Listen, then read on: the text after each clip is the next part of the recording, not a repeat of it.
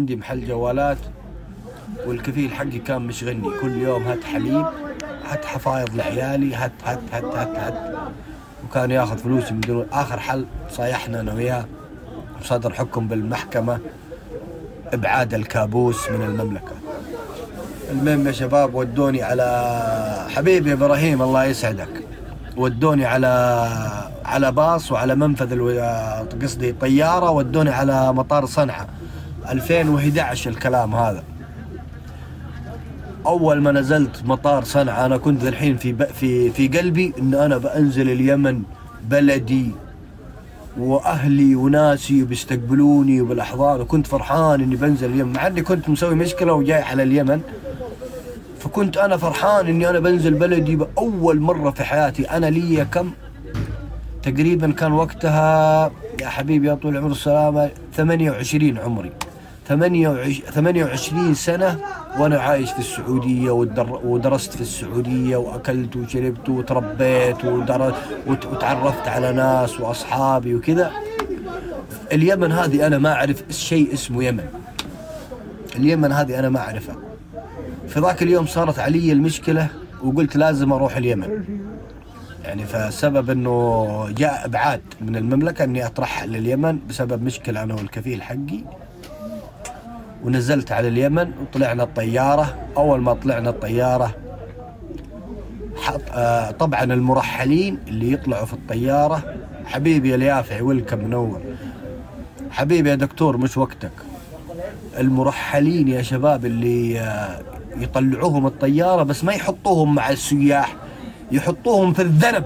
شفت الذنب حق الطيارة، الذيل حق الطيارة، حطونا في بعدين مكلبشين رجل ويد. منور يا اسمك لندن حبيبي الله يسعدك. والله يا شباب لما طلعنا قبل ما نطلع الطيارة كان في واحد عسكري يتكلم علي، كنت اقول له يا ابويا الكلبشة عورت رجلي، قال لي ذا الحين ما في يا ابويا، ما يا ابويا ذا الحين تروح اليمن تعرف ايش معنى يا ابويا وما يا ابويا. شايفني من اهل جدة، قال لي انت من اهل جدة؟ قلت له انا من اهل جدة، تربية جدة يعني اموري في السليم. قال لي دحين تروح اليمن ما في الكلام هذا يا ابويا، قاعد يجعص علي. جندي ما يسوى ريال، راتبه 1500 ريال ويقعد يطبق ويستلم وحالته صيدلية. المهم ماذا الحاصل يا شباب، وفكوا الكلبشات مني في المطار. أول ما فكوا الكلبشات طلعونا الطيارة. الخطوط اليمنية، الخطوط اليمنية الصنعانية هذه يا ولد تضحك، تقعد تضحك لين تشبع. دقيقة معايا هرجع. أول ما تطلع الطيارة اليمنية تقعد تضحك. الموظفات بدوا يتحولوا كلامهم حقين اليمن. أنا أتفرج أقول قاعد أقول يا الله دحين شكل اليمن هذه كويس. أول مرة في حياتي أنزل اليمن هذيك اللحظة.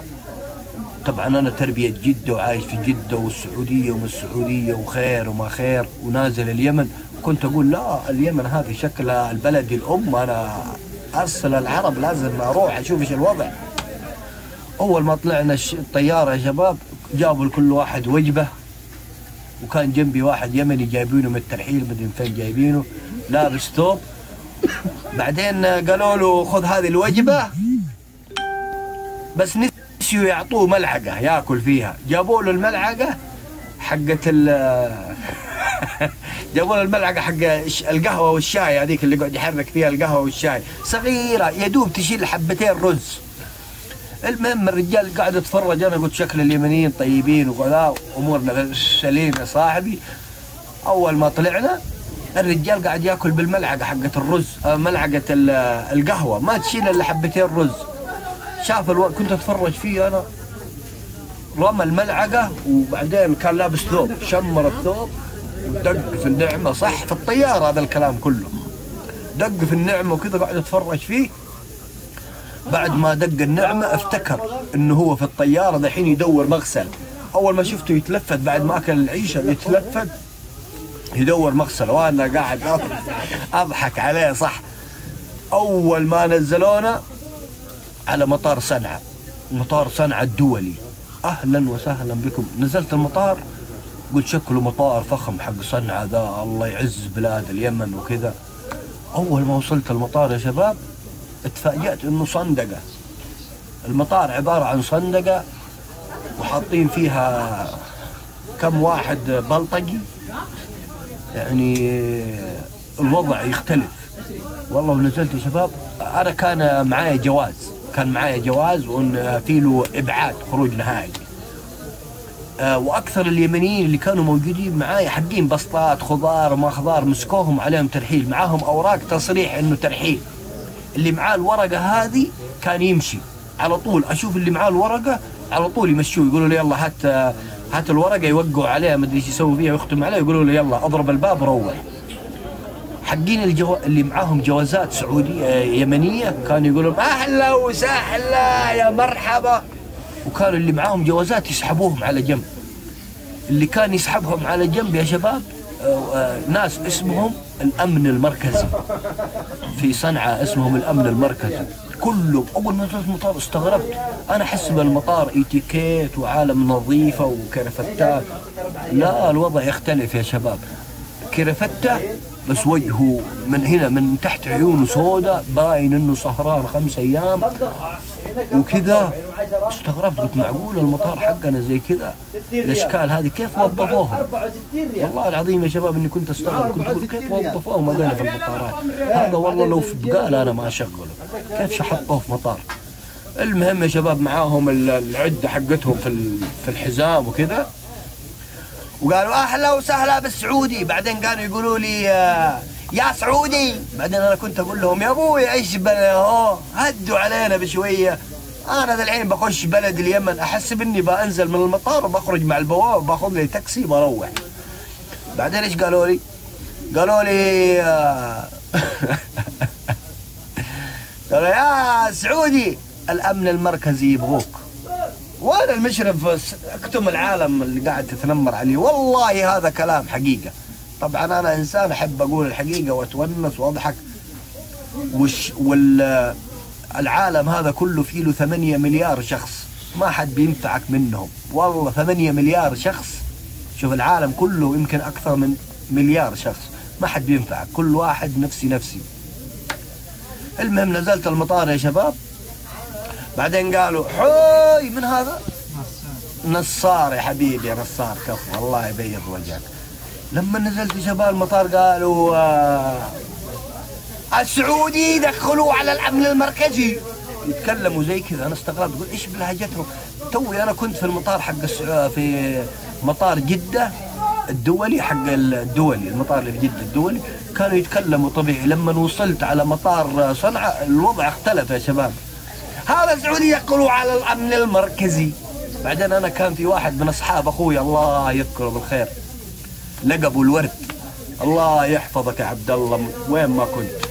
هذا يا شباب الشخص الوحيد اللي اخوي اتصل عليه قال له اخويا شفي حبيبي يا حبيبي، قال هذا اخويا مسكين عمره ما نزل اليمن ولا يعرف اليمن تربيه السعوديه، انتبه ينزل اليمن ويضيع ويستقطبوه النباشين. وما النباشين كانوا في نباشين في المطارات. هذا حبيبي يا شافي الله يسعدك.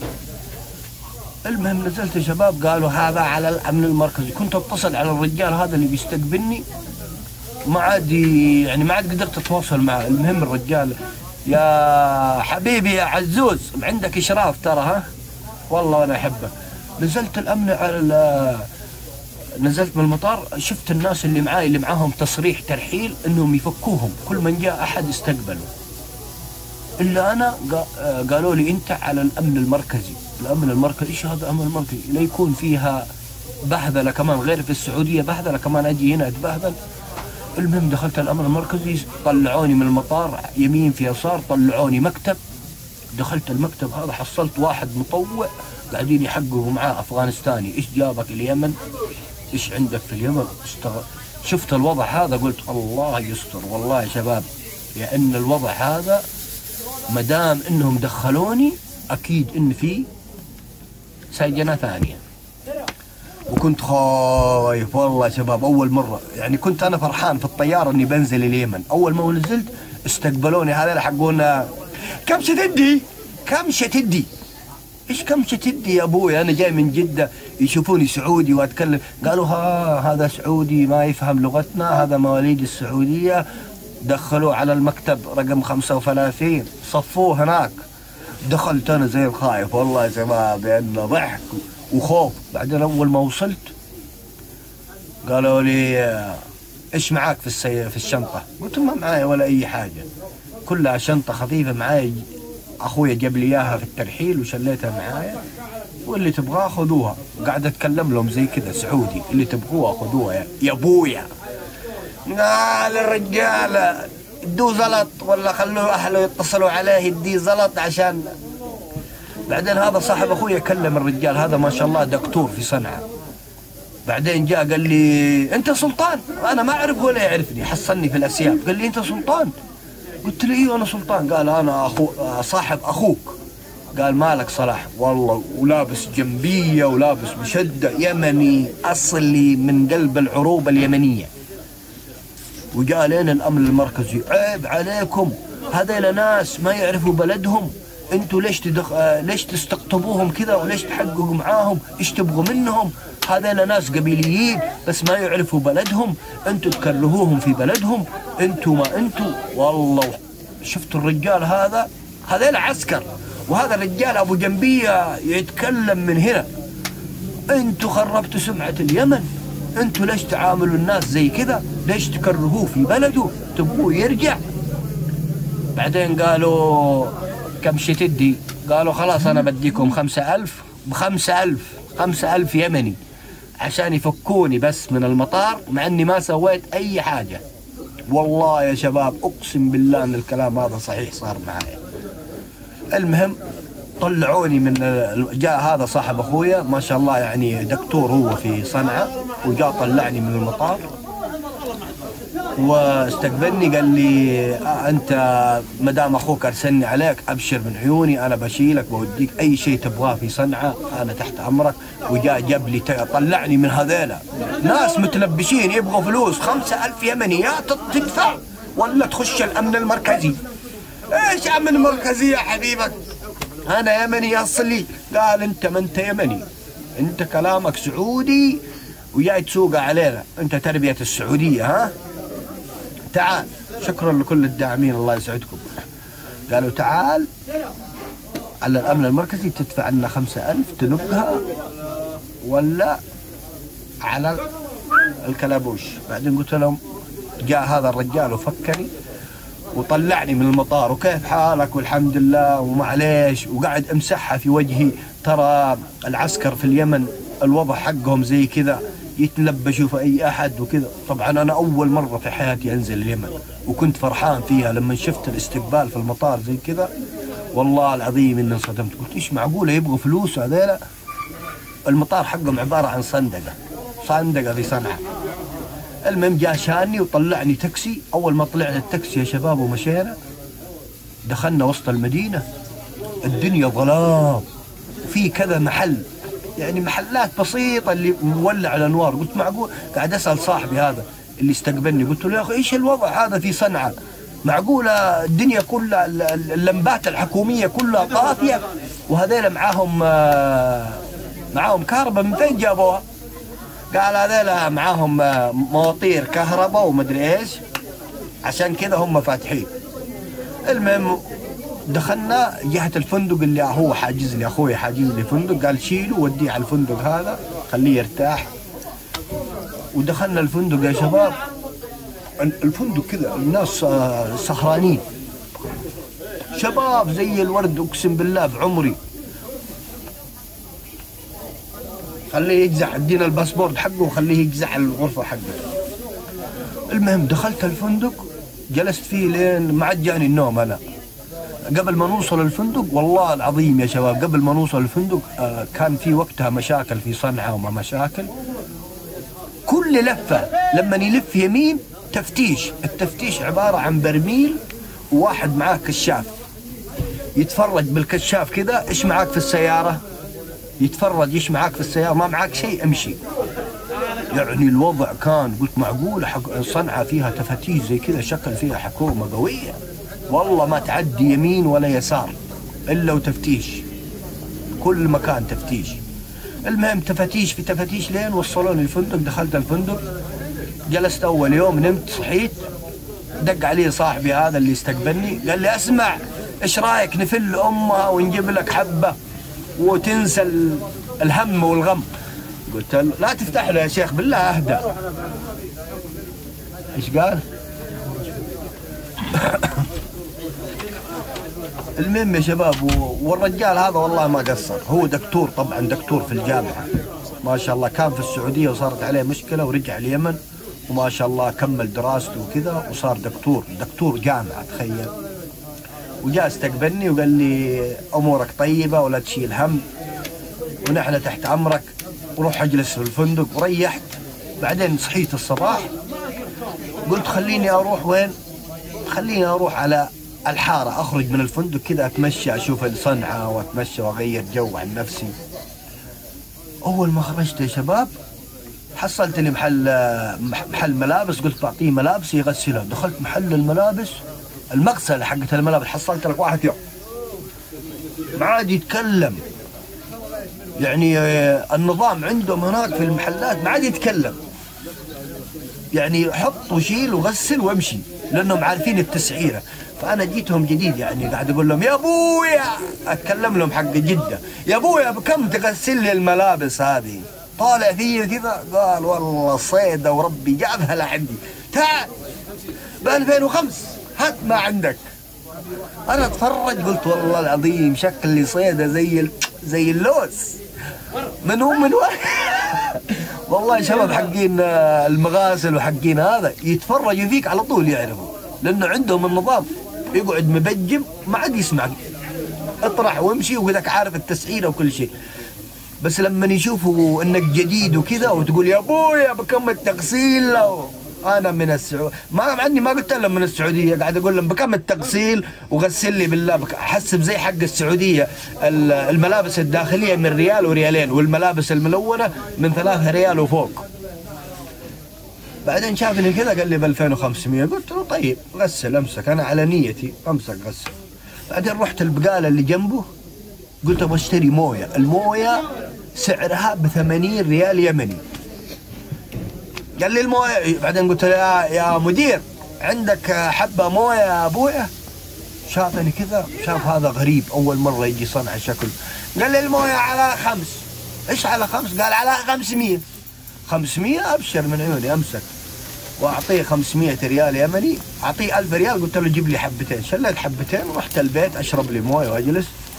بعدين قلت خليني اخرج الحاره اتمشى اشوف كذا ولا كذا. والله يا شباب مواليد السعوديه لما ينزل اليمن يضيع، لازم يكون معاه احد. هذا بس استقبلني وداني الفندق وقال لي لا تخرج من الفندق، لا تخرج من الفندق، لما اجيك الظهر بتفاهم، لانه هو متزوج وكذا، وقال انا بروح مع اهلي وعيالي وكذا، ولما نرجع بنفل امه انا وياك.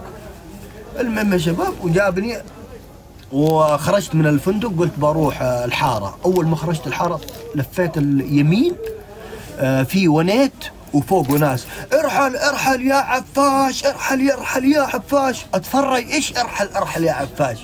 ايش في؟ طلعت في مظاهرات في اليمن وانا ماني داري ايش الهرجه. يا جميل حبيبي انت عندك شو اسمه، عندك اشراف، انت وعزوز عندك اشراف ووطن بديل عندكم مشرفين. نزلت يا شباب والله العظيم واقسم بالله ما اكذب عليكم في كلمه، لان الموضوع هذا انه صار معايا. انا كنت ان البلد هذه قلت هذه هي الوحيده اللي خلاص بلدي وبفل امه كل شيء في شو اسمه في اليمن، ما عاد ابغى ارجع ولا عاد ابغى اروح ولا. المهم الحاره الاولى يا شباب دخلت ارحل يا عفاش. استغربت قلت ايش في ارحل شكل في مظاهرات ولا خليني اهرب من الشارع، لانه كان في ونيت يمشي وفوقه زي اللوحه وارحل. قلت خليني اهرب منهم واروح الحاره الثانيه، اروح اشوف استكشف ايش في ايش ما في.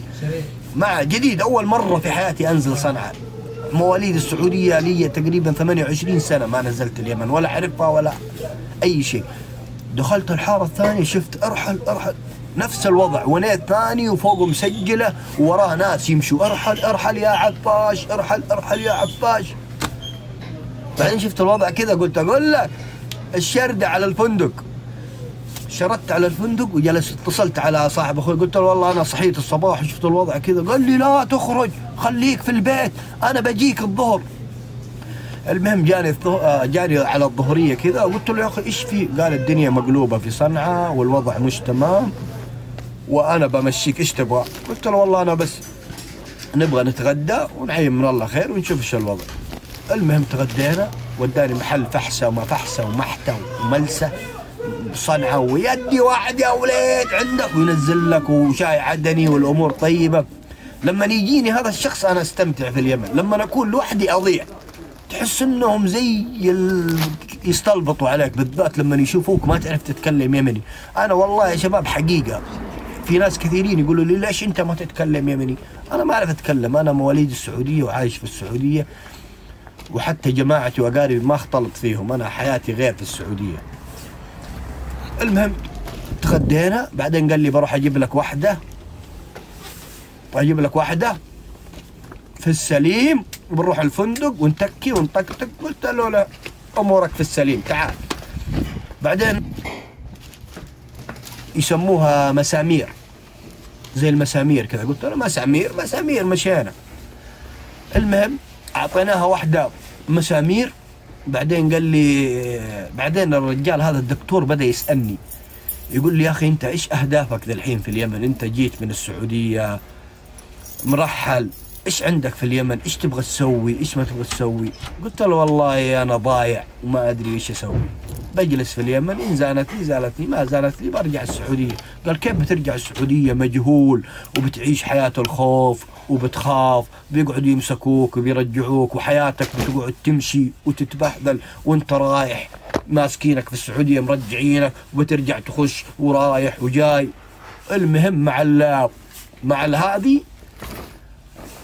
ذا قلت له خلاص. قال انا شوف انا كنت زيك وخرجت خروج نهائي من السعوديه، والحاليا انا دحين كملت دراسه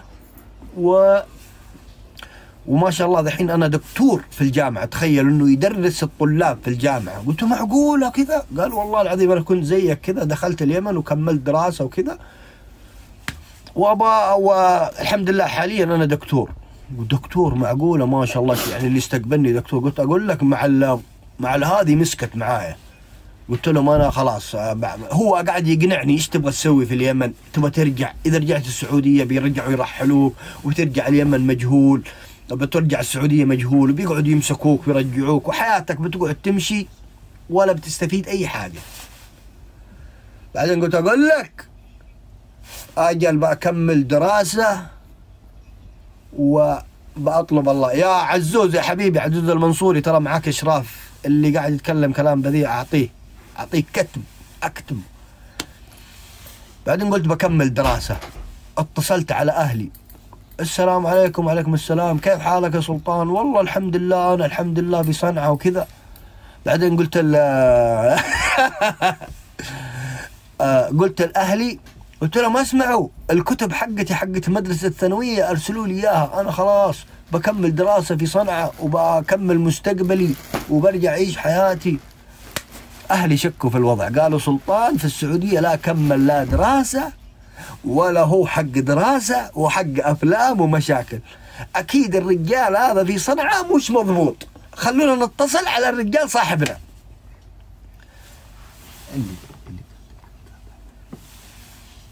حبيبي يا المشرف، والله معايا مشرف اقسم بالله ما بالله قوه نقع عروس. المهم يا شباب اتصلت على اهلي، قلت لهم انا ابغى اكمل دراسه. اهلي خافوا، قالوا كيف بتكمل دراسه؟ اتصلوا على صاحبي هذا صاحب اخوي اللي استقبلني، قالوا انت ايش اديت سلطان مش في عقله، سلطان قاعد يتكلم يقول لي بيكمل دراسه وما دراسه وما ادري ايش. وفي اللحظه هذيك انا كنت وماسكه معايا علم، قلت والله العظيم لا ادرس دراسه واخلص الماجستير. طبعا هذيك كانت ماسكه زي اللوز، قلت بس دحين بعطيها دراسه الين اخلص ابو الشريط كامل. اهلي خافوا، قالوا اتصلوا على الرجال، صاحب الرجال هذا ايش اعطاه؟ شكل اعطاه حاجه مش كويسه، انتبهوا. بعدين صاحبنا اخوي اتصل على الرجال، قال له انت شديت سلطان؟ قال والله اخوك سلطان اموره فيش سليم في الفندق. الرجال ماسكه معاه ويبغى يكمل علم. ايش رايك؟ ايش نسوي فيه؟ قال اي اقول لك، لا عاد تجيب له ولا عاد تعطيه ولا اي حاجه، قول له الدنيا نشفان في صنعاء. المهم ذاك الليله شكوا اهلي، قالوا انت شكلك مش تمام، قاعد معطيها وتبغى تكمل لي دراسه في يوم وليله، والكلام هذا ما ينفع. بعدين الرجال قال والله انا استقبلت اخوكم 3 ايام 4 ايام، ايش تبغوني اسوي فيه؟ تبغوني ارجع لكم اياه على القريه حقته ولا ايش الوضع؟ قال اقول لك نحن ما عندنا لا بيت في اليمن ولا عندنا قرايبنا، يعني يدوب حقين قرى وكذا، مش في حمل اني انا اجي اسكن عندهم كذا، ما عندنا بيت ولا شيء. جالس زي المجنون والله يا شباب، اقسم بالله اني جالس زي المجنون في صنعاء. بعدين قال خلاص انا برسل لك اياه على عدن عند قرايبكم وخلاص.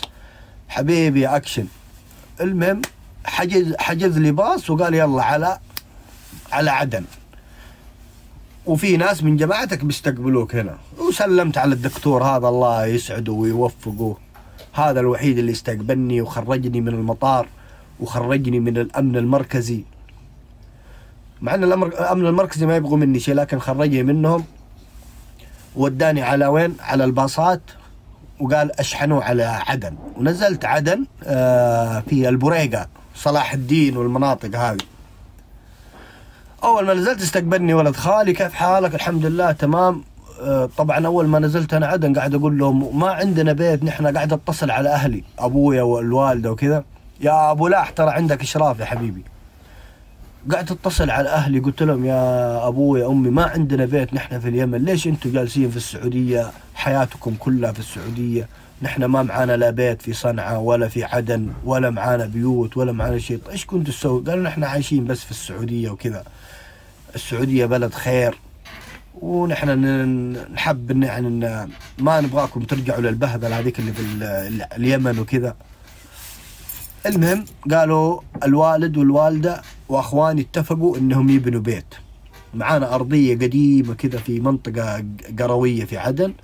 بعدين قالوا خلاص انت روح اشرف عليها. لما جيت اشرف عليها انا قلت بس ابغى اسكن فيها عشان جماعتي وقرايبي لا يتضايقوا مني، انا انسان كبير واعزب وجالس عند بيت عوائل، مع انهم عيال خالتي بس اعزب وكذا، صعب انك تجلس في البيت عندهم. المهم دخلت عندهم، جلست يوم يومين، قالوا خلاص تعال بنروح نوريك البيت حقكم اللي اهلك بيحولوا فلوس عشان يبنوه. رحت اتفرج في عدن، ودوني للبيت. الارض قمحه، الارض صافيه، كل العماير اللي جنبها يعني قد بنوها، ما عاد في الا احنا ارضيتنا شويه كذا قاعدين يبنوا فيها. توهم يعني بيسووا الساس وبيسووا العمدان وما عمدان، يعني يبغالك اقل شيء 6 شهور 4 شهور 5 شهور لين يبنوا البيت عشان اقدر انا اسكن في البيت في غرفه اسويها عظم اقدر اسكن فيها. والله يا شباب منطقه من جد اسمها صلاح الدين في عدن. بعدين جلست عند ولد خالد وروني البيت. بعدين قلت لهم والله انا صراحه ما اقدر، انا بجلس عندكم. دقيت على اهلي قالوا لي والله شوف انت الوضع هذا خالك وهذا ولد خالك واجلس معاهم. انا جلست يوم يومين، شفت الوضع انه صعب علي، لازم اهرب، ما ينفع اجلس عندهم، انا انسان اعزب، مع ان البيت ما عندهم حريم وكذا. قلت خليني اهرب. بعدين الولد خالتي كان يقول لي اجلس ويجيب لي كل شيء، كان يوفر لي واجلس، وانت ولد خالي انا عمري ما شفته كذا. كان ينزلني الحاره يسمون السعودي، يا سعودي ويلكم، وانا معطيهم واحده يا ابويا ايش تبغى يا ابويا. الليل مشينا جايهم من حاره من الكندره وهم كلامهم عدني اصلي، ما يعني صعب شويه انهم يفهموني وانا افهمهم. مليون تكبيس يا شباب، تكبيس تكفون، انا ابدا ذا اللحيه يكبسوا يا شباب. بعد ما نزلت المنطقة هذه اللي صلاح الدين، وبعد ما وروني البيت شفت الوضع كذا انه مطول، يعني انا بقعد زي كذا والوضع ملخبط، كيف بروح؟ لازم ارجع السعودية. وتذكرت كلام الدكتور قال لو دخلت السعودية مجهول ومسكوك ورجعوك اليمن راح ترجع مرة ثانية، وراح تمشي منك 1 و2 و3 سنين وانت رايح جاي، ترحيل، حبس، مدري ايش. حبيبي يا عنبر، تكفون يا شباب تكبيس. بعدين انا خفت صراحه، قلت ما ابغى اقعد اتبهذل وارجع، مع ان الحمد لله يعني اهلي كان معاهم بيت في السعوديه ايجار وكذا، واقدر انام عندهم اسكن عندهم امشي اموري. خلاص انا قلت بجلس في عند بيت خالي لين يبنوا البيت هذا وانا بجلس فيه. جلست فتره فترتين، بعدين قلت لولد خالي انا ابغى اكمل دراسه وابغاك تشوف لي جامعه كذا اسجل فيها، انا عندي شهاده ثانويه وكذا واموري طيبه. مع هذا قلت له بكمل دراسه. قال لي وين يا حبيبك، ايش تبغى من شهاده ونحن نجيبها لك؟ قلت له والله انا بكمل دراسه عشان افهم وكذا واخلص تعليمي. قال لي لا تتعب نفسك يا سعودي يا ابن خالتي، انت امورك سليم. قلت له كيف؟ قال حاسبنا 10,000 يمني وذي الحين بنطبع ويجيب لنا صورتين شخصيه وبنطبع لك شهاده انك خريج جامعه وتقدير ممتاز وامورك سليم. قلت معقوله؟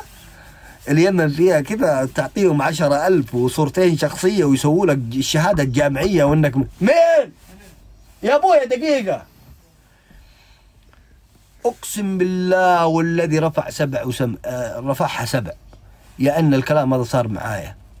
ونزلت وقلت لهم ابغى شهاده، قالوا صورتين شخصيه و10,000 يمني ونطلع لك شهاده.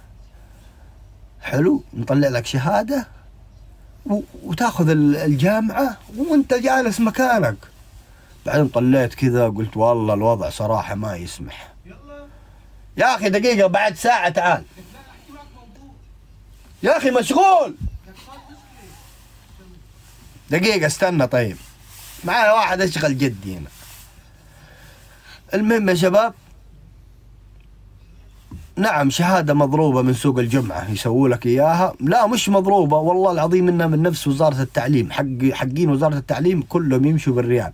ومع ولد خالي حافظ الكفت كله. وخلص الأمور وقالوا بنطلعك شو. بعدين شفت الوضع كذا قلت أقول لك والله أنا ما عاد أبغى أجلس في اليمن، ما عاد أبغى أجلس. أبوي يطلعوا لي شهادة ومخريج جامعة وراسي ما فيه أي علم، شلون؟ قالوا بس تمشي امورك فيها. قالنا المهم امورنا في السليم. المهم نمت يا شباب.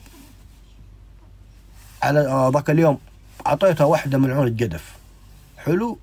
ونمت وتو الكهرباء، كانت الكهرباء 3 ساعات، ساعتين تشتغل و4 ساعات طافي. يعني الكهرباء في عدن كانت 4 ساعات تقعد طافيه ما تشوف شيء، لا مكيف شغال والدنيا حر زي جو جدة، الدنيا حر ما تشوف شيء. والنامس حقهم هناك زي الهليكوبتر، يجي يعطيك واحدة يصحيك من النوم هوا. اللي ما تابعني تابعني يا شباب، يا المشرفين تكبون تكبيز شيء شيروا احيوا البث. المهم ذاك اليوم اشتغلت الكهرباء ورحت جري انام. قلت بس بعطيها نومة الارض. المهم الساعة 6 الصباح ايش قال؟ انا بكتب له. ايش قال؟ قال ما عندي اشراف. الا عندك اشراف يا ابو لا. انا قبل ما اخش البث اعطيتك اشراف انت وعبد العزيز وجميل ووطن بديل وكذا. الجو كان حار في عدن. بعدين قلت ذاك اليوم نمت وخلاص ما عاد ابغى اقوم. المهم في شيء غريب لاحظته. الساعة 6 الصباح على طلوع النور بعد صلاة الفجر أسمع الميكروفون حق كان في مسجد جنبنا، وكنت أسمع في الميكروفون يا شباب تكبيس تكفون. كنت أسمع في الميكروفون حق المسجد الله أكبر، هيا على الجهاد هيا على الجهاد الله أكبر. أنا ما استوعبت الموضوع هذا، قلت شكله يمزح صاحب المسجد ولا إنه أعطاها واحدة وضيع الميكروفون ولا إيش الهرجة بالضبط. فتحت هذا وأسمع الصوت وأشوف سيارات صوالين محملة عفش، والسيارات قاعدة تعدي من عند الطاقة. الجماعة اللي في الحارة حق صلاح الدين كانوا محملين عفو